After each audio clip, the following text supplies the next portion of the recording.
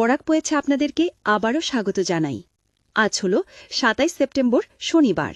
আজকের সকালের বিশেষ বিশেষ খবরগুলি হল শ্রীভূমি তথা করিমগঞ্জ জেলার রামকৃষ্ণনগরে পাতা বাবার পর এবার দলাইয়ে আবির্ভাব ঘটল পাতা মায়ের।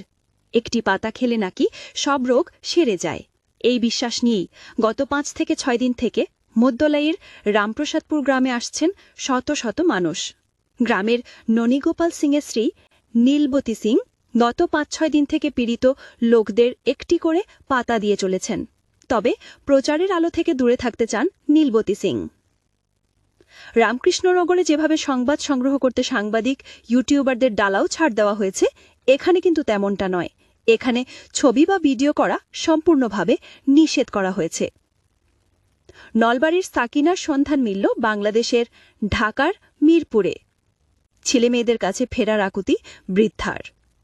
অসমের নলবাড়ি জেলার বরকোড়া গ্রামের সাকিনা বেগম সহ কয়েকশো মানুষকে বিদেশি সন্দেহে বাংলাদেশে পুশব্যাক করা হয়েছিল গত ২৫শে মে। এদের অনেকেই অসমে ফিরলেও ৬৫ বছর বয়সী সাকিনার সন্ধান পায়নি তার পরিবার। কয়েকদিন আগে ঢাকার মিরপুরের এক এলাকায় তার খোঁজ মেলে। একটি দোকানের সামনে বসে এক বৃদ্ধাকে কাঁদতে দেখেন মিরপুরের বাসিন্দারা। তিনি বাংলায় কথা বলতে পারেন না, শুধু বলছিলেন তার বাড়ি নলবাড়িতে। স্থানীয়রা গুগল ম্যাপে সার্চ করে দেখেন বৃদ্ধা যে এলাকার নাম বলছেন সেই নলবাড়িও অসমের একটি জেলা।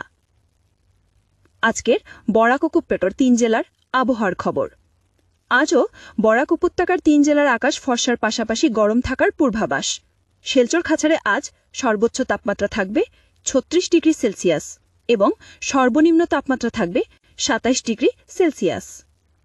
শ্রীভূমি তথা করিমগঞ্জ জেলায় আজ সর্বোচ্চ তাপমাত্রা থাকবে ৩৬ ডিগ্রি সেলসিয়াস এবং সর্বনিম্ন তাপমাত্রা থাকবে ২৬ ডিগ্রি সেলসিয়াস।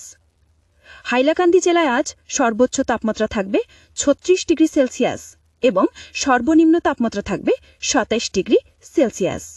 এই ছিল আজকে সকালের বিশেষ বিশেষ খবরগুলি। ভিডিওটি অবশ্যই লাইক করে শেয়ার করে দেবেন।